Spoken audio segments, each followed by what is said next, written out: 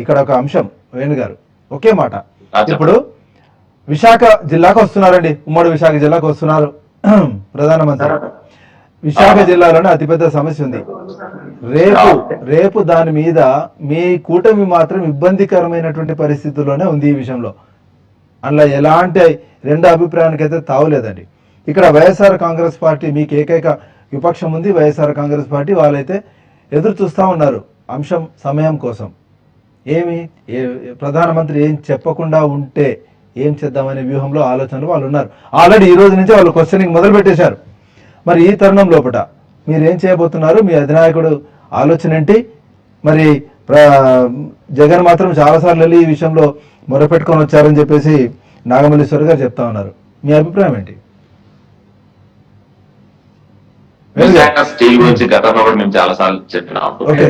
23 మంది ఎంపీలు ఉన్న వైఎస్ఆర్సీపీ నాయకులు ఏ రోజు దాని గురించి మాట్లాడడం లేదు. ప్రైవేటైజ్ చేయాలా, ఎట్టైనా దాని మీద క్యాచ్ చేసుకోవాలా, స్కీమ్ చేయాలని ఉద్దేశం అన్నారు తప్ప ఏ రోజు దాని గురించి పార్లమెంట్ లో కానీ దాని గురించి చర్చించలేదు. ఈ రోజు మోడీ గారు రేపు వస్తున్నారు విశాఖకి, ఖచ్చితంగా దీని మీద ఒక స్టేట్మెంట్ అయితే ఇస్తారని చెప్పి ప్రజలు ఊహాగానాలు ఉన్నాయి. కానీ ఇది ఒక సెన్సిటివ్ మ్యాటర్ అండి. ఇక్కడ ఏంటంటే ఆల్రెడీ గవర్నమెంట్ దాని మీద అలిగేషన్స్, లేకపోతే గవర్నమెంట్ విశాఖ ఎంప్లాయీస్ కూడా చాలా మంది స్ట్రైక్ చేయడము, ఇది ప్రైవేటైజ్ చేయకూడదు అని చెప్పి డిస్కషన్స్ నడుస్తున్నాయి.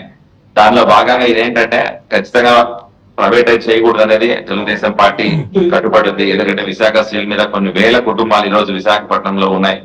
విశాఖ స్టీల్ ప్లాంట్ అనేది మన ఆంధ్రప్రదేశ్ కి ఖచ్చితంగా ఒక ఏమంటారు ఇండస్ట్రియల్ హబ్ లో one of the big industry. So దాన్ని ప్రైవేటైజ్ చేస్తే గవర్నమెంట్ కి వచ్చిన సంపాదన అవచ్చు, లేకుండా గవర్నమెంట్ ఎంప్లాయీస్ అందరూ కూడా మళ్ళీ ప్రైవేటైజ్ అయిపోతారు. కాబట్టి దాన్ని కొంచెం సెన్సిటివ్ మ్యాటర్ ని ప్రధాని గారు దాని గురించి చర్చిస్తారు, దాని గురించి ఒక స్టేట్మెంట్ ఇస్తారని అయితే మేము అనుకుంటున్నాం.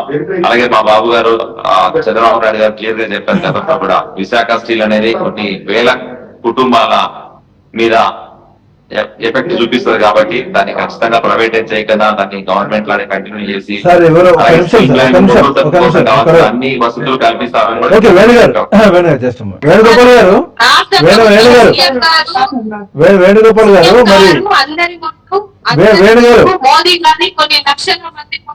మరి రైట్ అండి ఒక మాట. వేణుగోపాల్ గారు ఏంటి మీ వైపే ఆరోపణలు వస్తా ఉన్నాయి అన్ని. వేణుగారు ఇక్కడ మల్లేశ్వర్ గారు మాట్లాడిన దాంట్లో నిజంగా అంటే ఆమె ఏ మైండ్ సెట్ లో చెప్తే మాకు అర్థం కాలేదు. కానీ ఖచ్చితంగా ఈ రోజు ఒక మాట సార్ ఒక మాట చెప్పండి వేణుగారు. చంద్రబాబు నాయుడు గారు ఖచ్చితంగా రాష్ట్ర ప్రయోజనాల కోసం, రాష్ట్ర భవిష్యత్తు కోసం ప్రధానమంత్రి గారికి ఎన్ని లేఖలు రాశారో, ఈవెన్ ప్రతిపక్షంలో ఉన్నా పాలక పక్షంలో ఉన్నా కూడా రాష్ట్ర ప్రయోజనాలే ముఖ్యమని చెప్పి ఎన్నో సార్లు చెప్పాం. ఘటపరంగా చెప్పిన నాయకుడు చంద్రబాబు నాయుడు గారు. ఈ రోజు జగన్మోహన్ రెడ్డి గారు అధికారం 5 సంవత్సరాలు అనుభవించి అధికారాన్ని కేవలం ఆయన స్వార్థ ప్రయోజనాల కోసం కాళ్ళ దగ్గర పోయి మొడి దగ్గర కూర్చొని లోపల మాట్లాడుతున్న విషయాలు ఏ రోజైనా ప్రెస్ మీట్ పెట్టాడా? జగన్మోహన్ రెడ్డి గారు ఏ రోజైనా ఢిల్లీలో మాట్లాడిన తర్వాత ఒక ప్రెస్ మీట్ పెట్టి ప్రజల కోసం ఇది మాట్లాడినా, ప్రజలకు ఇది చేశా అని చెప్పి దమ్ముందా మీకు? అది లేదు. ఎంతసేపు ప్రతిపక్ష పార్టీల మీద బురద చల్లడం, ప్రతిపక్ష పార్టీలను ఎట్లయినా కించపరచడం, చంద్రబాబు నాయుడు గారు ఏం చేయలేదని చెప్పి మీరు ఆపద్దల్లో ప్రజలకు చెప్పడం తప్ప మీ నాయకుడు కానీ మీ పార్టీ నాయకులు కానీ ఏ రోజైనా ఢిల్లీలో ప్రధాని మోడీని కానీ, అమిత్ షా కానీ, రాజ్నాథ్ సింగ్ గారు కానీ కలిసిన తర్వాత ప్రెస్ మీట్ పెట్టి చెప్పే తమ్ముందా మీకు? లేదు. పార్టీ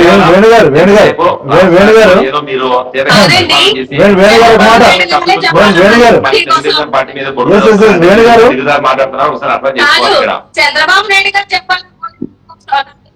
చంద్రబాబు నాయుడు గారు అధికారంలో ఉన్న పార్టీ వైఎస్ఆర్సీపీ పార్టీ, ప్రజల కోసం పనిచేసిన party YSRCP party. Visakha steel plant fight చేసింది వైఎస్ఆర్సీపీ పార్టీ. 23 మంది పార్లమెంట్ సభ్యులు ఉన్నది వైఎస్ఆర్సీపీ పార్టీకి. 23 మంది పార్లమెంట్ సభ్యులు ఏ రోజు ప్రజలు కనిపిస్తున్నారా? విశాఖ స్టీల్ ప్లాంట్ నుంచి మీరు మాట్లాడారా ఏ రోజైనా పార్లమెంట్ లో? ఏ రోజైనా పార్లమెంట్ లో మాట్లాడుతున్నారు మీరు ఎప్పుడైనా ప్రెస్ మీట్ పెట్టారా? మీ ఎంపీలు కానీ మీ నాయకుడు కానీ అది చేయలే. ఈ రోజు రాజకీయ ఓట్లు కావాలి కాబట్టి రేపు మోడీ గారు వస్తున్నారు విశాఖ కాబట్టి ఏదైనా ఏదో బురద చల్లాలా? ఈ రోజు తెలుగుదేశం పార్టీని ఎట్లయినా కూడా బురద చల్లి విశాఖలో ఉన్నారు. ఈ రోజు వైజాగ్ లో మీకు డిపాజిట్ గలంత అవుతున్నాయి. అది మీకు అర్థం అయిపోయింది కాబట్టి రాష్ట్ర ప్రయోజనాల కోసం పనిచేసిన దాఖలాలు అయితే ఏ రోజు లేవు. ఏం చెప్పలేదమ్మా? మీరు వెయిట్ చేయండి, మీరు కూడా వెయిట్ చేయండి, ప్రజలు డిసైడ్ చేస్తారు. మీరు కాదు, మీరు చెప్తే ఇప్పుడు మోడీ గారు వచ్చి స్టేట్మెంట్ ఇస్తారా ఇయ్యాలని ఆయన తెలుసు, మాకు తెలుసు. మేము మాట్లాడుకుంటున్నాం ఈ కూటమిలో భాగంగా మేము ఎటువంటి స్టేట్మెంట్ ఇవ్వాలా, విశాఖ స్టీల్ ని ఎట్లా కాపాడుకోవాలా, విశాఖ స్టీల్ లో ఉన్న ఎంప్లాయీస్ ఎట్లా కాపాడుకోవాలా, రేపు పొద్దున ప్రైవేటైజ్ అవ్వకనే ఎట్లా మేము చూసుకోవాలి. ఓకే వేణు గారు, సరే వేణు గారు